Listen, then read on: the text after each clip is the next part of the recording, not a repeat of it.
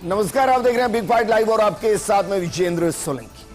5 अगस्त 2019 यह सिर्फ एक तारीख नहीं है, यह हिंदुस्तान के इतिहास की वो स्वर्णिम तारीख है जिसने इस हिंदुस्तान से एक देश, दो विधान, दो निशान, दो पहचान, दो संविधान को हमेशा के लिए खत्म कर दिया और एक देश, एक विधान, एक पहचान, एक निशान को एक नई पहचान दी।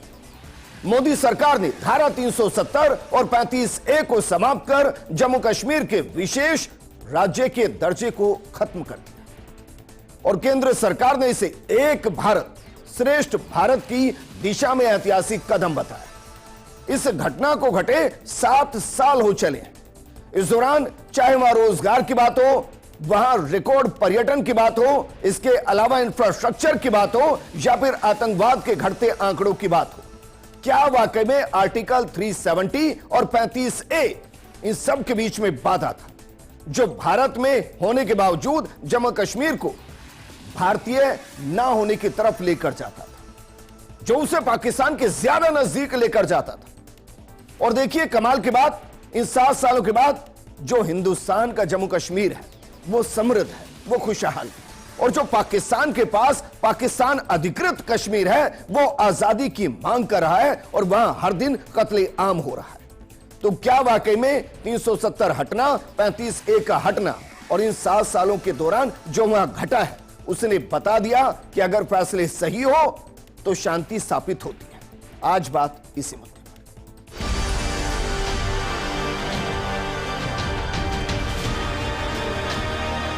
इस देश में एक ही विधान रहेगा, एक ही निशान रहेगा और एक ही संविधान रहेगा। जिन्होंने राजनीतिक सत्ता में रहे लेकिन जनता का भला नहीं किया, वो आज वही पुराना रोना धोना रो रहे हैं। अब धारा 370 के हटने के 7 साल रहे कश्मीर, जम्मू और लद्दाख वासियों के लिए बेबस।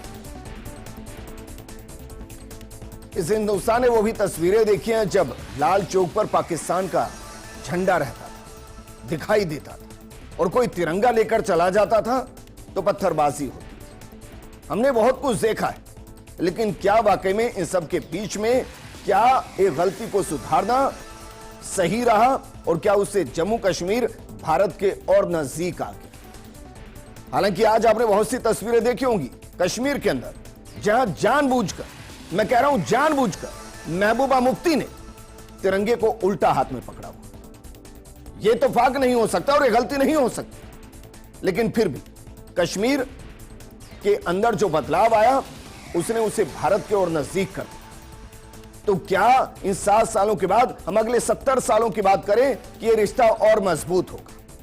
इस मुद्दे पर बातचीत के लिए हमारे साथ मौजूद है बीजेपी प्रवक्ता जयपाल सिंह मांडोता जी, कांग्रेस प्रवक्ता प्रतीक सिंह जी, रक्षा विशेषज्ञ रिटायर्ड कर्नल देवानंद जी और विषय विशेषज्ञ एकलव्य सिंह जी।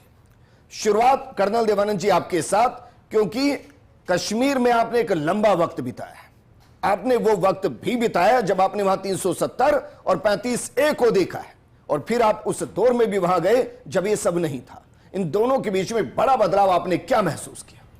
देखिए, सबसे पहली बात तो यह कि मैं भारत के नागरिक और सरकार को बधाई देना चाहूँगा। इन्होंने ये वो ऐतिहासिक काम किया जिसमें 370 धारा हटाई गई और 35A को निरस्त किया गया। अब इसमें जहाँ तक बदलाव की बात है, मैं मेरे पिछले 50 वर्ष का जो मैं तजुर्बा कह सकता हूँ, जब से मैंने कश्मीर को उस दौर में देखा था जब बिल्कुल सामान्य पूरे हिंदुस्तान की तरह लगा करता था, किस तरह बदलाव आया। पर देखिए, जो 2019 5 अगस्त के बाद आज से 7 वर्ष पूर्व जो बदलाव देखने को मिला, उसमें 5 बिंदु मैं मुख्य देखता हूं। पहली बात तो है कि जो आपने अपने प्रेल्यूड में बताया किस प्रकार एक यूनिफिकेशन के लिए इन्होंने काम किया, एक संविधान, एक निशान, एक जो सारी बातें आपने बताई और एकीकरण की तरफ आगे बढ़े हैं। पर जो मैं इसको देखता हूं जोड़ करके, जो सबसे पहले जो मैंने एक सैनिक के नाते देखा था वो सुरक्षा के नज़रिए से देखा था और बड़ी संख्या में हमारे सैनिकों की हत्याएं हुई हैं पाकिस्तान के साथ, उन आतंकवादियों के साथ लड़ते लड़ते। उसके अलावा हमारे सामान्य नागरिकों को बहुत नुकसान देखना पड़ा। आज स्थिति सुधरी है, आज उस आतंकवाद को बहुत कम कर दिया गया है और उसके अलावा जो सुरक्षा की बात है, जो जहां तक 370 की आड़ में जो एक नैरेटिव चला करता था, एक 35A की आड़ में जो नागरिकों के साथ भेदभाव होता था, वो भी समाप्त पूरी तरह तो नहीं हुआ, पर बहुत अच्छा काम चल रहा उस तरफ। इनको न्याय मिलने के आसार हो रहे, न्याय के बहुत बड़े बड़े कारण हैं। तीसरी जहां तक डेवलपमेंट की बात है, मैं देख रहा हूं, मैंने खुद ने वो दौर कश्मीर में देखा है जब एक जगह से दूसरी जगह जाने में मुझे 7 दिन पैदल लगा करते थे सैनिक होने के नाते, और आज ऐसी स्थिति हो गई कि पिछले 6 वर्षों के अंदर कि गाड़ियां उस पोस्ट के ऊपर जाती हैं, गाड़ी पे उतरना पड़ता है, साजो सामान आराम से जाता है, और सारी फैसिलिटीज इंफ्रास्ट्रक्चर बहुत अच्छा डेवलप हुआ है। और इसी के अंतर्गत अगर ले को हम देखें, जिस प्रकार से ले के साथ कनेक्टिविटी आने वाले 1 वर्ष के अंदर, मैं मानता हूं पूरे 12 महीने हमारे देश के इलाके मुख्य धारा से जुड़े होंगे। और एक जो आती है एक मानसिकता विचारधारा की बात है, उसमें भी मैंने बहुत बदलाव देखा है। जो पूर्व में 80 के दशक में एक था, जब मैं जाया करते थे तो हम देखते थे कि सामान्य नागरिक कहता था अच्छा तुम हिंदुस्तान से आए हो। वो भोले भाले लोग थे, उनको इतना पता नहीं था कि किस तरह नैरेटिव गढ़ा गया। पर देखिए जो 90 के दौर में हुआ, आतंकवाद ने किस तरह अपना पूरा आतंक फैलाया, और हमारा जो यहाँ गवर्नेंस सिस्टम था वो उसका एक तरह परिवारवाद कहो, एक तरह उसको अलगाववाद की भावना के साथ उसने देश के साथ खिलवाड़ किया, उसको भी समाप्त करने में काम किया। अंत मैं यही कहूंगा कि देखिए ये जो बदलाव आया है 7 वर्ष के अंदर, बिल्कुल विदित है कि किस प्रकार से शांति की ओर बढ़ रहे हैं। तो सर बस इतना बताइए, अभी भी तो आप कश्मीर होकर आए हैं जी। देखिए अभी की आपसे सवाल पूछा गया कि आप हिंदुस्तान से आए? नहीं, अब बिल्कुल बदल चुका है। मैं आपको बताऊं, मैं पूरे मेरे 15 दिन का दौरा था, जो सामान्यतः होता रहता है। अब नागरिक और पुरानी बातों को भूल चुके हैं, सब आगे बढ़ चुके हैं, और एक तरह कोई वो भावना मेरे साथ भी घटा था सर। जब मैं अमरनाथ यात्रा कवर करने गया और जब मैं कश्मीर एयरपोर्ट पर उतरा तो मुझसे पहली बार यही पूछा गया था कि क्या आप हिंदुस्तान से आए, हिंदुस्तान के किस हिस्से से? मेरा जवाब था मैं हिंदुस्तान से हिंदुस्तान में ही आया हूं। हालांकि उसके बाद की एक लंबी वार्ता चली हमारी, और बाद में जिनके साथ मैं चल रहा था उनको एहसास हुआ कि शायद उनके साथ बहुत कुछ गलत हुआ है। आपने आतंकी घटनाओं का जिक्र किया, मैं बस ऐसी आंकड़ा दे रहा हूं। 2004 से 2014 के बीच में 9070 आतंकी घटनाएं हुई, जबकि 2014 से 2026 के बीच में 4188, जो कि लगभग 54% कम है। लेकिन मैं कह रहा हूं कि यह भी ज्यादा है, ये 0 होनी चाहिए। एकलव्य, क्या वाकई में जो आज तस्वीरें नजर आई, महबूबा मुफ्ती हो, उमर अब्दुल्ला का बयान हो, हम माने कि उनकी ये फ्रस्ट्रेशन है कि वो कुछ कर नहीं पा रहे, और उनको लग रहा है कि शायद इन बयानों के जरिए हम कुछ कर सकते हैं। देखिए ये फ्रस्ट्रेशन तो है विजेंद्र जी, लेकिन मुझे लगता है कि ये एक अभी भी मैं मानता हूं कि एक थोड़ी सी दुर्भाग्यपूर्ण स्थिति तो है कि वहां पे जब चुनाव हुए तो वहां पे लोगों को ज्यादातर 2 ही ऑप्शंस दिखे। और आप देखेंगे कि जो बीजेपी भी है वो यहाँ पे पहुंचने के लिए जो उसने सफर तय किया, उसमें बीच में उसको पीडीपी के साथ सरकार बनानी पड़ी थी।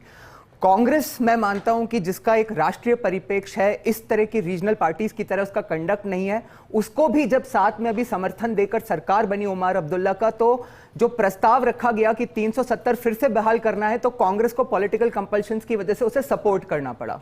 लेकिन देखिए विजेंद्र जी की इन लोगों की समस्या क्या है वो बड़ी क्लियर है। जैसे कि आपने बताया, उसमें कई तरह के पॉइंट्स है विजेंद्र जी। जैसे पहले अंतर्राष्ट्रीय पटल पे कश्मीर के समाधान की बात होती थी, आज भारत कॉन्फिडेंस से अंतर्राष्ट्रीय पटल पर भी पीओके के समाधान की बात करता है। वहां पे 2024 में करीब 2.5 करोड़ रिकॉर्ड टूरिस्ट आए, और जो आप हड़ताल या बंद की बात कर रहे थे वो भी 2023 के 22 के बाद से जो जिसे कहते हैं जो संयोजित या जिसे कहते हैं ऑर्गेनाइज्ड शटडाउन्स जो होते हैं वो बिल्कुल भी नहीं हुए। वहां पे दुनिया का सबसे हाई रेलवे ब्रिज बना, जिसे हम चिनाब ब्रिज कहते हैं, सोनमर्ग की टनल बनी, सबसे पहली वंदे भारत चली, वहां पे इलेक्ट्रिक ट्रेन चली। और विजेंद्र जी सिर्फ यही नहीं, जो कश्मीर का ये जो अभिन्न अंग बना है भारत का, इसके बाद 370 हटने के बाद एक कश्मीर को हमने उसकी मूल सांस्कृतिक पहचान की तरफ भी बढ़ते हुए देखा है। आप देखेंगे कि 75 डेमोग्राफी नहीं बदली, तो माफी के साथ में नहीं विजेंद्र जी, सांस्कृतिक पहचान बिना कश्मीरी पंडितों के नहीं होगी। बिल्कुल सही कह रहे हैं आप, इसीलिए मैं इस पे आ रहा था। मैं इसीलिए कह रहा था कि उसमें समय लगेगा क्योंकि वहां की डेमोग्राफी बदल चुकी है। लेकिन 75 वर्ष के बाद 2023 में वहां पे पहली बार मां शारदा देवी का टेंपल खुला और उसमें पूजा हुई। तो कम से कम उस डायरेक्शन में मैं समझता हूं कि कश्मीर अब बढ़ा है। आप देखिए कि जहां पे एक एटीट्यूड होता था कि ये सावन का महीना चल रहा है एकलव्य जी, मैं नहीं जानता, लेकिन मैं उस हिस्से में होकर आया जी, जहां बाकायदा कश्मीरी पंडितों को कत्लेआम किया गया था, उनको जिंदा जलाया गया था। जी। अब जानते हैं वहां पर एक शिव टेंपल है, बहुत ही साइड जाकर एक शिव टेंपल है। जो कि लेक के बैक साइड है और वहां नॉर्मली कोई नहीं जाता है। वहां पर ताला लगा हुआ था। आज की तारीख में मैं नहीं जानता वो खुला ही नहीं खुला, लेकिन मैं कंफर्म हूं वो नहीं खुला होगा। आप सोचिए सावन में हम बात करें और हम उस हिस्से की बात करें जहां नरसंहार हुआ था। अभी वहां बहुत कुछ नहीं, और वहां की जो दीवारें हैं ना, उनकी कालिक आज तक गवाही देती है वहां पर कि क्या हुआ है।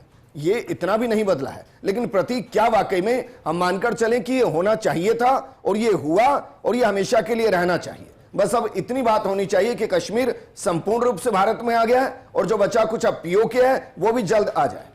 विजेंद्र भाई, आपने अपने इंट्रोडक्शन में बोला कि पाकिस्तान के पास जो है वो आज़ादी मांग रहे हैं। पाकिस्तान के पास कुछ नहीं है, पाकिस्तान का कब्जा किया हुआ है। वो पीओके जो हिस्सा है वो भी हमारा है। तो मैं आपको थोड़ा सा करेक्ट कर देता हूँ। दूसरा, आपने बोला कि कश्मीरी पंडितों की हत्या हुई, बिल्कुल नरसंहार हुआ, उनको भगाया गया। केंद्र में सरकार किसकी थी उस वक्त?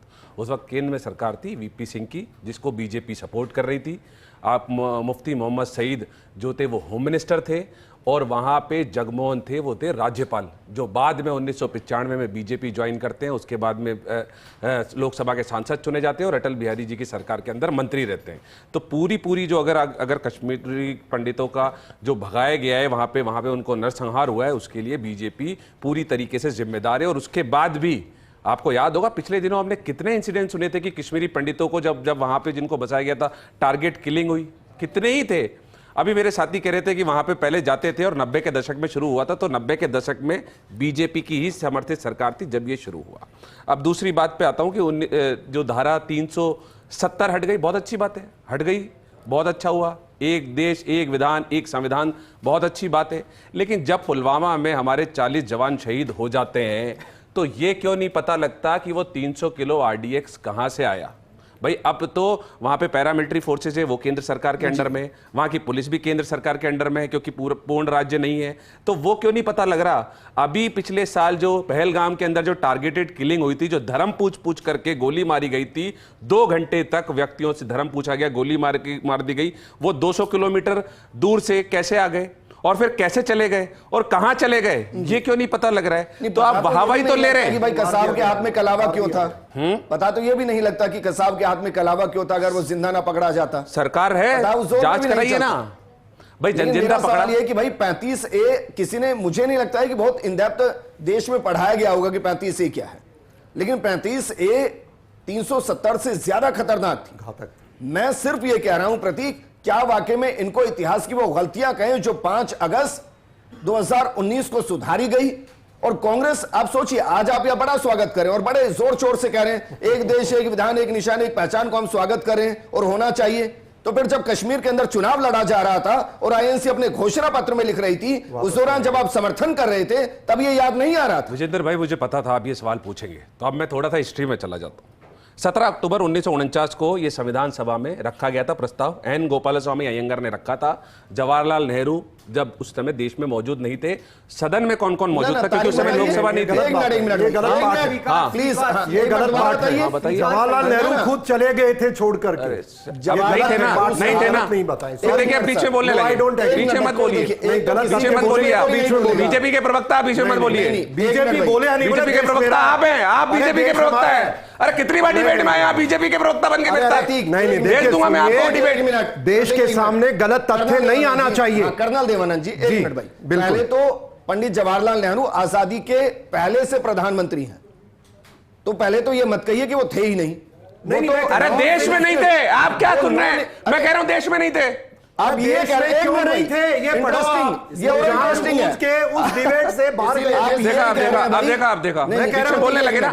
मेरे पास प्रोसीडिंग है, आपको चैलेंज देता हूं, आप मुझे बता दो संविधान सभा में कौन सा आर्टिकल था, नंबर बता दो अगर आपको पता हो तो। मेरे पास प्रोसीडिंग है, मंत्री के बिना संविधान सभा में कुछ भी हो जाएगा। भाई ये देखिए बीच में, एक मिनट सर प्लीज। आप ये कह रहे हैं देश के प्रधानमंत्री विदेश चले जाएंगे तो देश का एक हिस्सा देश से अलग कर दिया जाएगा और प्रधानमंत्री को पता ही नहीं चलेगा। क्या बात कर रहे हैं आप सर? बोलूं क्या मैं बोलूं? विद रिस्पेक्ट बोलिए सर। बोलूं क्या? एक मिनट सर प्लीज। 17 अक्टूबर 1949 को कश्मीर भारत का हिस्सा था, कोई अलग नहीं हो गया था। और 17 अक्टूबर 1949 के बाद भी भारत का हिस्सा है कश्मीर। और उस जिस समय पे ये संविधान सभा में पारित हुआ था उस समय लोकसभा और राज्यसभा नहीं थी। उस समय वहां श्यामा प्रसाद मुखर्जी मौजूद थे, उस समय वहां पे सरदार पटेल मौजूद थे, उस समय पे वहां पे भीमराव अंबेडकर मौजूद थे। किसी ने भी, ये प्रोसीडिंग है मेरे पास में, अगर किसी ने आपत्ति करी हो तो बता दीजिए। प्रोसीडिंग है और मेरा चैलेंज है, किया था। ये जो यहाँ पे नकली राष्ट्रवादी बन रही है, आर्टिकल का नाम बता दे, संविधान सभा के आर्टिकल का नाम बता दे, बिल्कुल गलत चीजें दे रहे हैं। ये नकली राष्ट्रवादी है, ये नकली राष्ट्रवादी है, इसलिए बोलता हूँ कि आर्टिकल का नाम नहीं बता पाएंगे। बताइए ना, अरे उसमें देखे पूछता हूँ, उन 17 अक्टूबर 1949 को आर्टिकल का नाम क्या था, बता दें। अच्छा बताइए। एक मिनट भाई, विजेंद्र जी कर्नल अपना देवानंद जी, इतिहास नहीं बताए। कर्नल देवानंद अरे जी, आपका इतिहास मैंने देख लिया, वो सेल्फी मोदी की बता रहे थे अभी, आपका इतिहास देखा है मैंने, एक मिनट, आपका इतिहास मोदी से शुरू होता है और मोदी पे खत्म हो जाएगा आपका एक एक इतिहास। करके बोल लेंगे। अरे आप बीजेपी के प्रवक्ता हो, छदम राष्ट्रवादी हो, नकली राष्ट्रवादी हो। एक मिनट भाई, किसी को कोई सर्टिफिकेट देने की जरूरत नहीं है। हम झूठ तो नहीं, अरे झूठ ही बोल रहे हो इतनी देर से सारा। बताओ आर्टिकल नंबर क्या था? अच्छा 35 से संविधान सभा के अंदर आर्टिकल नंबर क्या था, बताइए बताइए। नहीं तो आप छद्म राष्ट्रवादी है, बताइए बताइए। 370 नहीं था, बताइए क्या था संविधान सभा में, बताइए क्या था। कर्नल देवानंद जी, बताइए ना, सेना में तो अनुशासन होता है सर, छद्म राष्ट्रवादी है, अनुशासन होता है सेना में, तो उम्र बड़ी नहीं होता क्या करने से सर? नहीं ज्ञान आ जाता है, ज्ञान असलियत बोलने से आता है।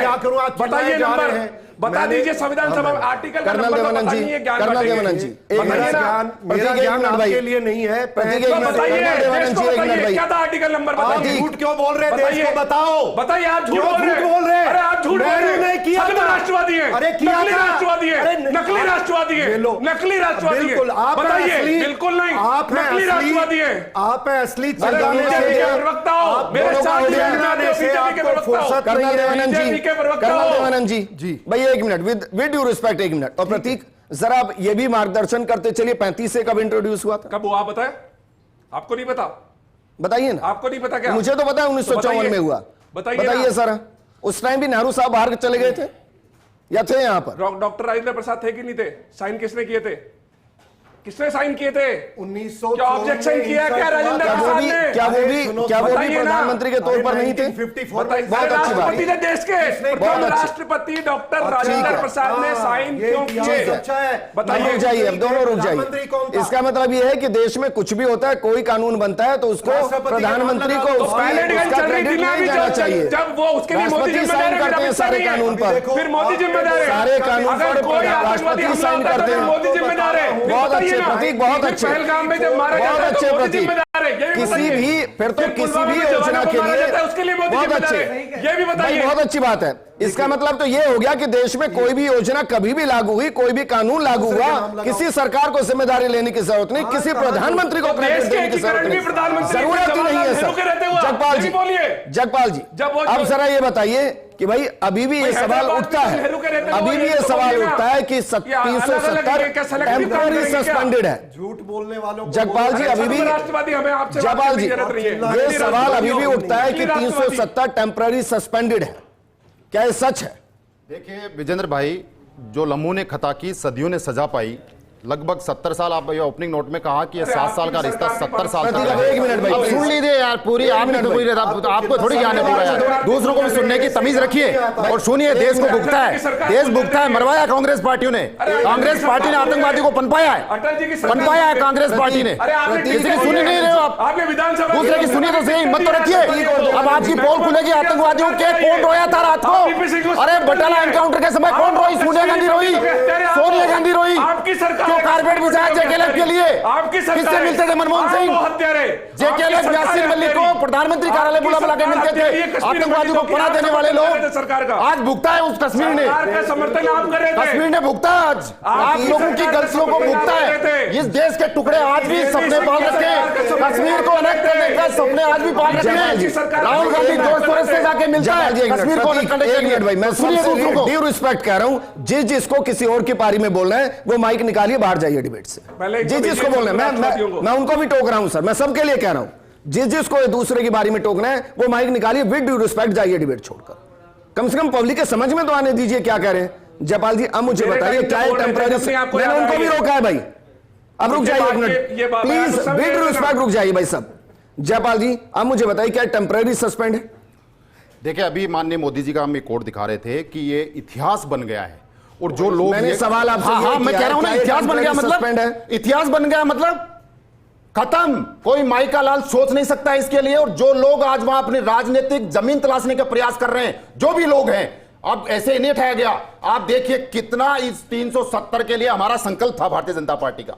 5 संकल्पों में से एक संकल्प था कि हम सत्ता में आएंगे तो धारा 370 इतिहास बन जाएगा, और इतिहास बन गया। इसलिए कोई सोच नहीं सकता, ये तो बात की बातें हैं। आप जो सवाल उठा रहे हैं ये कोई सोच नहीं सकता, ये इतिहास बन गया, ये माननीय मोदी जी ने कहा है। अब दूसरी चीज, जहां तक आप कह रहे हो कि आज इन 70 सालों में उस शेखावाटी को बिलोंग करता हूं, हमने डेली जिया है उस शेखावाटी क्षेत्र में, हमने डेली आतंकवादी घटनाओं में माता बहनों को रोते देखा है, शाम को जो ये भुगता है यहां पर। आज देखिए आप अपने इस पे दिखा रहे हो, ब्रेकिंग न्यूज पे दिखा रहे हो कि मात्र 88% आतंकवादी घटनाओं में डेली स्टोन पेल्टिंग, किस प्रकार से सैनिकों को पकड़ पकड़ के, हथियार हाथ में है लेकिन वो चला नहीं सकता है। आज कोई माइका लाल आंख उठा के बताए, ये कर्नल देवानंद जी वहां जाके आए और रहे हुए हैं, ये बता रहे हैं खुद। तो इस बात के गवाह है इस चीज का कि जब संकल्प हो और उसको सिद्धि तक पहुंचाने की यदि ये चीजें हो तो माननीय मोदी जी ने वो कर दिखाया जो हमारा संकल्प था। उस संकल्प को सिद्धि तक पहुंचाने का काम किया कि धारा 370, आज जो शक्तियां आप देखिए वहां पर आतंकवादियों की भर्ती होती थी, ये सरकारें वो सरकारें, 70-75 साल तो आपने राज किया है, आतंकवादियों क्यों की पनपने भर्ती दिया? होती? क्यों पनपने दिया? 70-80 साल तक राज किया है। आपकी केंद्र से लेकर स्टेट तो सरकारें रही, आतंकवाद को क्यों पनपने दिया? आतंकवाद वहां पनपा है, बच्चों की भर्ती क्या आज चेंज हो रहे हैं ना? वही वादियों से आ रही है, जिसे इतिहास चालू हो रहा है इनका। अरे उन्हीं वादियों से गीत आ रहे हैं कि तेरा तिरंगा आसमान छुए बहती रहे तेरी गंगा। ये गाना कहां से आ रहा है? वहीं से आ रहा है। इनको चेंज किया, इनकी मेंटालिटी को चेंज किया, इनको शिक्षा से जोड़ा है, रोजगार से जोड़ा है। ये सरकार ने मात्र कितना रोजगार दिया है? 9200। कितना रोजगार दिया है? मैं कह रहा हूं, अभी आप दिखा रहे हो पर्यटन, मात्र 1 लाख लोग, आज 2-2.5 करोड़ लोग आ रहे हैं वहां पर। क्यों नहीं आ रहे? रोजगार थोड़ी ना सर, गेम्स के अंदर, आपको गेम्स के अंदर बताता हूं, अभी रिसेंटली MMA गेम्स के अंदर आपने कहा कि रोजगार बहुत दिया है, कितना रोजगार दिया है? वही भारत का प्रतिनिधित्व कर रहा है वो गेम्स के अंदर, जो सोच नहीं सकते थे, आज चेंज हुआ ना वहां पर। आज ये बातें चेंज हुई है, इसलिए केवल कहने का नहीं, इसको सिद्ध करने का माननीय मोदी जी ने 1948 की फोटो दिखा रहा आज चुनाव से लेकर आज अटल टनल तक इस बात की गवाह है कि जो लोग कश्मीर के टुकड़े करने के सपने पाल रखे हैं, उनका सपना कभी सच नहीं होगा, वो सपना ही रहेगा, सच नहीं होगा। ये सवाल बार बार उठता है कि 370 टेम्पररी सस्पेंडेड है, और इसीलिए चाहे वो कांग्रेस की तरफ से बयान हो या फिर INC की तरफ से या किसी और की तरफ से, वो बयान आते हैं कि भाई हमारी सरकार आ गई तो 370 को वापस बहाल कर देंगे।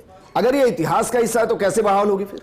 नहीं तो प्रतीक जी से पूछ लेते हैं, क्या आप करना चाहोगे फिर से बहाल? नहीं, ये तो नहीं कह रहे। मुझे नहीं लगता विजेंद्र जी की अब इस देश में करना तो छोड़िए, किसी की हिम्मत भी है कि 370 दोबारा बहाल करा जाएगा। ये अचीव करा है भारत ने 370 धारा को हटा के। और देखिए विजेंद्र जी, मुझे लगता है कि पहले हम जब डिबेट स्टार्ट कर रहे थे तो हमारे आपस में एक डिस्कशन हो रहा था कि हम तथ्यों पे बात कर लेते हैं, लेकिन मुझे लगता है तथ्यों के अलावा बाकी सब कुछ कर लिया हमने। देखिए नेहरू जी ने जब इंडिया का जब एक्सेशन इंस्ट्रूमेंट ऑफ एक्सेशन तैयार किया गया तो वो पूरा जो संपूर्ण डिपार्टमेंट था उसकी जिम्मेदारी सरदार पटेल जी के पास थी। सिर्फ कश्मीर जो है वो नेहरू जी ने अपने पास में रखा था। तो जब उससे अगर यदि देखिए इस पर डिस्प्यूट हो सकता है, गलत डिसीजन सही डिसीजन ये, लेकिन ये एक सच्चाई है कि जो भी वहां पे हुआ उसके लिए जिम्मेदार नेहरू जी हैं। ठीक है, मैं यही सोच रहा था कि नेहरू जिम्मेदार कैसे नहीं हुआ अभी तक। वो संसद पे हमला हुआ था, उसके लिए भी तो नेहरू जिम्मेदार नहीं है। किसी ने बोला अभी तक नहीं बोल रहे हैं। विजेंद्र जी ये बताइए, इतने दिनों से अमित शाह का इस्तीफा मांगा जा रहा है ना कि भाई दिल्ली में जो प्रोटेस्ट हुए वहां पे बच्चों पे ये हो गया, कोई गोली चली नहीं लेकिन कह रहे हैं बच्चों पे गोली चल गई। झूठ बोल के बरगला रहे हैं देश को कि बच्चों पे गोली चल गई, AK-47 चल गई। अमित शाह ने AK-47 चलवाई है। पहले राहुल गांधी ने क्या बोला? पहले क्या बोला राहुल गांधी ने कि इस देश के होम मिनिस्टर ने बच्चों पे गोली चलवाई। जवाब दे, कौन रिस्पांसिबल है? फिर जब घिर गए तो कहने लगे कि प्रधानमंत्री रिस्पांसिबल होता है और आप बोल रहे हैं कि अमित शाह ने चलवाई। क्या कन्विक्शन था तो बोलते ना कि अमित शाह ने चलवाई। आपकी डिबेट में 3-3, 4-4, 5-5 बातें हो रही है। शुक्रिया। मैं सिर्फ आपको आंकड़े बताकर इस प्रोग्राम को खत्म करता हूं। देखिए टूरिज्म जो है ना 2020 में सिर्फ 34 लाख के आसपास जम्मू कश्मीर के अंदर। आप जानते हैं 2024 में कितना? 2,36,00,000। यह आंकड़ा है जो अपने आप में गवाही देता है। रोजगार की बात करता हूं, मुझे लगा जयपाल जी बताएंगे, मैं बताता हूं। सरकारी नौकरियां 41,000 प्लस वहां मिली है। इसके अलावा स्वरोजगार और आजीविका के अवसर जो है 9,81,000 के आसपास। और ये तो आप काउंट कीजिएगा कि कितने डेवलपमेंट के काम वहां हुए हैं, और वो ऐसे काम हैं जो इससे पहले कभी हुए ही नहीं। इसलिए जम्मू कश्मीर सिर्फ अभिन्न अंग हुआ नहीं है, वो तो था हमेशा से। कुछ जो बैरियर थे 370 और 35A की वजह से वो पूरी तरीके से हटे, और जब वो हटे तो जम्मू कश्मीर में विकास की रफ्तार उस तरीके से नजर आई जैसी बाकी के स्टेट्स में। हालांकि पूर्ण राज्य अभी भी जम्मू कश्मीर के पास नहीं। इस प्रोग्राम में फिलहाल इतना ही। बने रहिए फर्स्ट इंडिया न्यूज के साथ, क्योंकि खबरों का सिलसिला